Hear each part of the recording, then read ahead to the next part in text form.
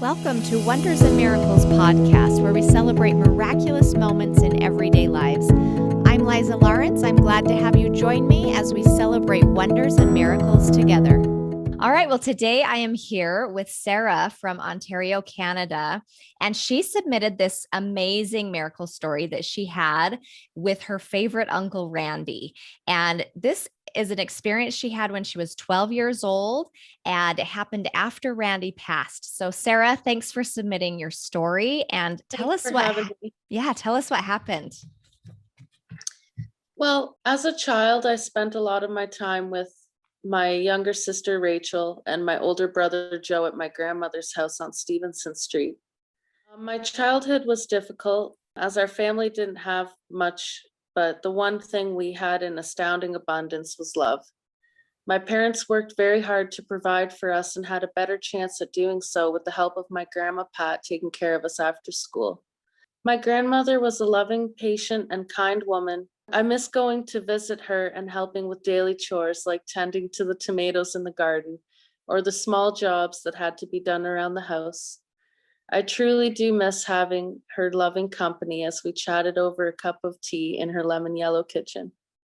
So my grandma's been gone for a year now in September. She died of lung cancer at 88. Wow. And she pretty much sounds like almost raised you in a lot of ways. You spent most days with her. Is that right? She was definitely my number one person in this world. Oh, I'm sorry for your loss. That's probably a hard loss. It was very difficult. I still find myself saying goodnight to her picture before bed. I go, "Good night, Grandma." Sweet. Oh, yeah. I love that. My two uncles lived with my grandma as well. My wonderful, kind, and funny Uncle Larry, who lived upstairs, had a love for country music that would fill the house. All you'd hear is the bass. My Uncle Randy, who, though he struggled through life, always had a loving smile on his face. There was something about that house that truly made it home, but not just because of the people who lived there, but the stories and lives of our entire family resided in those walls. It truly was a wonderful place where you could be yourself regardless of your flaws and be loved unconditionally. This story is about true events and may touch your soul. Us kids had a close bond with my Uncle Randy. He often took us for walks with him to the convenience store so he could check his lotto tickets and get a pack of smokes. We enjoyed trying to balance on the side of the train tracks between the two streets. Even if it was his last $5, he always made sure that us girls came back with a treat in our hands. We'd come in the door and my grandmother would tell us how spoiled we were. I loved going to his room to watch the latest episode of The Simpsons, which was a cartoon show that we could both enjoy. I'll never forget when I was failing to learn how to read the time in school, Uncle Randy pointed to my purple Disney princess watch and explained how to read it just perfectly so I could understand. I grasped how to read time that very second. He was a good teacher and was a big part of my life. Fast forward from age 7 to age 12. I'm at my parents' house in the backyard camping out in the tent with my best friend Ashley. We used to go all out when setting up our tents. We would put the television and video games out there as well. My brother had gone on a trip to Cuba with his friend David at the time. I went in the house to grab more blankets and overheard my mother on the phone with my brother. She said, "I know he was your favorite uncle." And there it was, the past tense sentence that devastated me. I sat quietly on the staircase and listened for a moment until I couldn't hold it back anymore. Tears started welting from my heavy eyes, cheeks engorged. I fought hard to be silent as my mother had told us not to come in the house. I now understood that very reason. I let out a devastated cry and she came to my aid. She told me that Uncle Randy had passed away. The entire night I couldn't sleep. The only thing I couldn't wrap my head around is how he died. It didn't feel real. I couldn't grasp this new reality. My best friend comforted me that entire night. About 2 nights after that, I was in my bedroom. I still cannot recall if I was awake or I was dreaming. I was awoken by my Uncle Randy sitting there at the foot of my bed, his face healthy and vibrant, light coming from his entire being. especially out of his cheeks. He was there, but he wasn't. He was opaque, but yet somehow he wasn't. There was a beam of light on the floor about a foot wide. I analyzed it carefully. It was beautiful, made up of all these tiny orbs that seemed compacted to create the golden light. There were also all different sized golden orbs outside of the beam. It was moving slowly, counterclockwise. I followed the beam of light with my eyes up to the slant in my ceiling, which the beam of light shone past it by about a foot or two. It was and still is the most beautiful thing I'd ever seen in my life. I looked at my Uncle Randy and he told me, "I love you. Tell your family that I'm going to heaven." It was then that I could no longer ignore this light. I reached out to touch it and it moved away by an arm's length. As I brought my arm back to my body, it moved back to its position between the two of us. I reached out again a second time to touch it, and that time I actually did. My hand was inside of it, about to my wrist, and for just a quick second, it shot me out of body across the room for what felt like 5 seconds. I had seen myself and my Uncle Randy sitting on my bed. It was the weirdest experience to just be a spirit without a body and looking at my body from a distance, yet I'm not residing in it. And though it wasn't far away, when you're viewing yourself, it seemed really far away. Kind of like when you get tunnel vision before getting dental work done, when they put you under and it seems farther away. It was the same kind of thing. Suddenly, my spirit popped back into my body, and I was again face to face with Uncle Randy. He said to me, "I have to go now." And I said, "Why?" And he replied, "I've taken too much time." It was like he was about to miss the bus and had to go right that moment. He tucked my feet into my blanket and was gone. Everything after that was like a blackout. I don't remember falling back to sleep or sleeping at all that night, nor do I remember the beam of light departing. I woke the next morning and immediately told my mother in the kitchen when I went downstairs. Later that day, we went to my grandma's house. I told her exactly what had happened and what Uncle Randy had told me to tell everyone, not to worry, that he was going to heaven. As I've grown up, it took me a long time to realize that I've been one of the lucky ones who have seen the light. You hear stories about people seeing the light, but you can never explain or understand how beautiful it is and the instant desire to go towards it until you've experienced it. It truly was a miraculous experience that will stay with me my entire life. And when it is my time to go, and my body has grown old and tired, I will know that there is an afterlife and a place for us to depart to after our spirits have outgrown our flesh and body.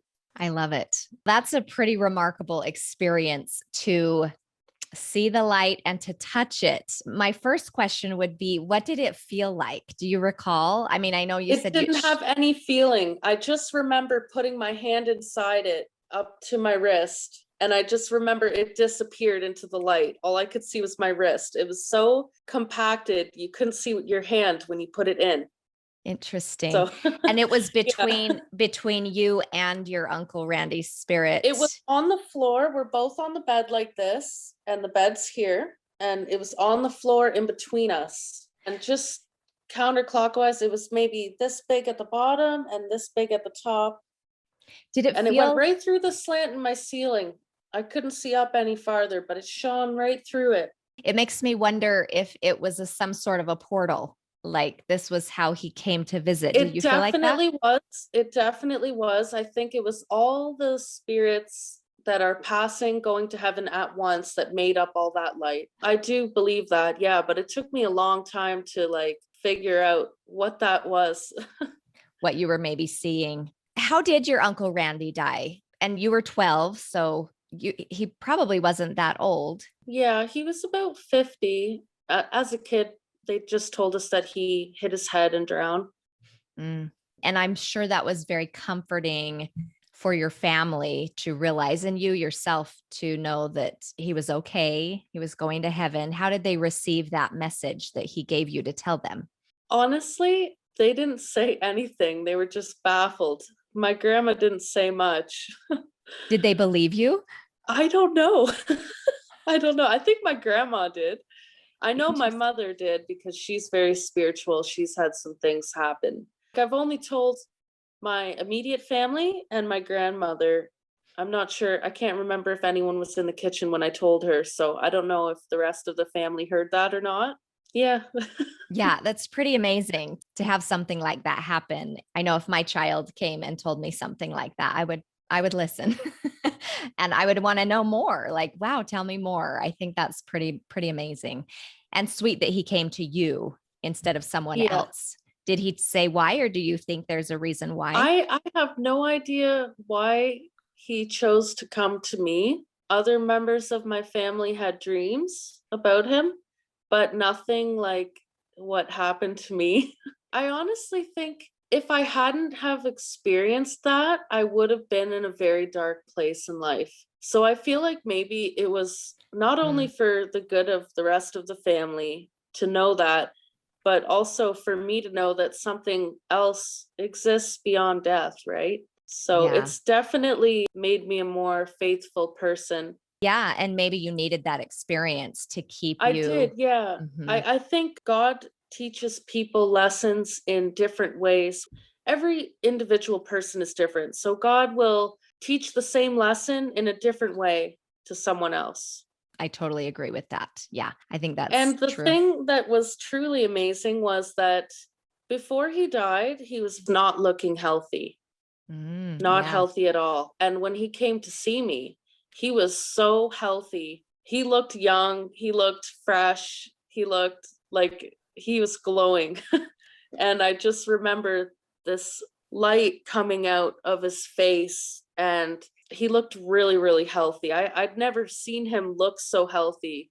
That's beautiful. I love hearing that because I've read accounts of people who have passed and look very different and younger, Yeah, almost in their 30s. Like there's this yeah. prime of life. And I wonder if that's really common because I have read that before. Think it may be, yeah. Yeah, Dang, he was definitely younger, it's but neat. not like so young that I didn't know who it was. Like Right. it was Ew. like he was the same age, but his skin was maybe 30. Well, and I So, think, yeah, we recognize the essence of someone. Like, even if they were mhm. to look different, we would still know it was them. My sister in law, she had a horse riding accident and was dying, and her father came to her, and he was Oh, young and wow. he had passed in his mid 60s, but he was a young person when he came, and he kind of gave her some counsel to get up, don't fall asleep, counseled her to keep Oh, moving, wow. but she recognized him, but he was younger than when he had passed. Yeah, I That's think cool. those stories are amazing and beautiful and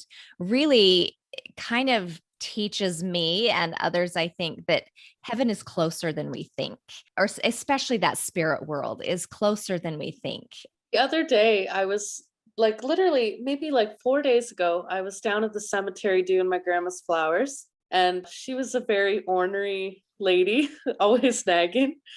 And I could feel her nagging at me, like, do it like this, get that weed, do it like this, you know? So That's I thought so maybe funny. she actually is nagging me from beyond the grave. It's possible.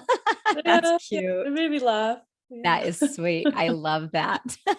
I do think that and maybe you've had other experiences like that, especially loved ones that are close to us. I think they check in on us every once in a while to see, how we're doing. The only other experience I had that was unexplainable like that was so my parents bought an old house built in 1841. It's older than Canada. So there was a lot of spooky things that happened in that house. My sister was always scared every night, but I'll never forget. Again, I was with Ashley and we were running up the stairs racing to the top of the stairs. It was dark and she's in front of me and we're running up the stairs, and all of a sudden this ball of light, this is the only other time I've seen a ball of light, it had a big long tail on it, maybe like a meter long, and it shot up the stairs right by my hip height, and I dodged to the side and Ashley dodged to the side, and I was frozen on the stairs. It came up to the stairwell and stopped, and then the tail caught up to it, and then it went toward my room, and then the tail followed. And I was like frozen in fear. And Ashley went up and flicked the light. I was too scared. I couldn't move. I didn't even want to go in my room. But I'm like, that was like a kid's spirit, like racing us up the stairs, and he won. Holy cow. And did So, she see it too? oh yeah, she saw it too. We spoke about it. Oh, Yeah. interesting. That's Yeah. amazing. I know, it was crazy. I really do think either it was like a child that had already lived, or maybe it was my son Oh, before he cute. came into the physical world. And he was Yes. like racing us up the stairs because he loves racing us. And he always wants to win. He gets really upset if he doesn't win the race. It may have been him. I don't know. I don't know what it was. It's unexplainable, really, but it Right. was pretty cool. That is really cool. But Yeah. it did terrify me. I was white as a ghost. Yeah. I've- And you know what's another amazing thing is before my mother had conceived me, she was in high school and she drew a picture, a sketch of a woman that looked exactly like me, same profile, same face. And she says, I drew you before you were born. And I'm Wow. like, this is weird. I got to see this picture. Like, come on. That's cool. Yeah. My oldest son, he was 5 or 6 when my baby, my youngest, was born. Well, I wasn't even pregnant yet, but he said to me, he came up to me and he said, Mom, I've seen your next baby. It's my new sister. And this is what he said. It was interesting. He said, she came from a world full of light to our dirty world. And she's going to be hooked up to machines and wires. And like he's describing this vision that he saw. And he was just a little kid. I didn't know I was pregnant at the time. And when she was born, she needed oxygen and tubes. Her blood sugar was low. So she Oh did my have all of gosh. those things. Yeah. And he saw Wow. it. And so yeah, it was interesting. Children are very, and this is why this happens to children more often than adults, is because they are so fresh from the Mhm. other side that they are more in tune with it I than agree. we are. Like it slowly fizzles away the longer we are on this planet. But when you're fresh from the other side and you're a young child, they're really in tune. I totally agree with that. Well, Sarah, this was an amazing story and I loved hearing it. And what a really neat, powerful experience that you had. And it sounds like that you needed even to keep you in a positive direction in your life. So thank you so much. Thank you for having me. Thank you so much for listening to this miracle story. Please subscribe to my channel if you like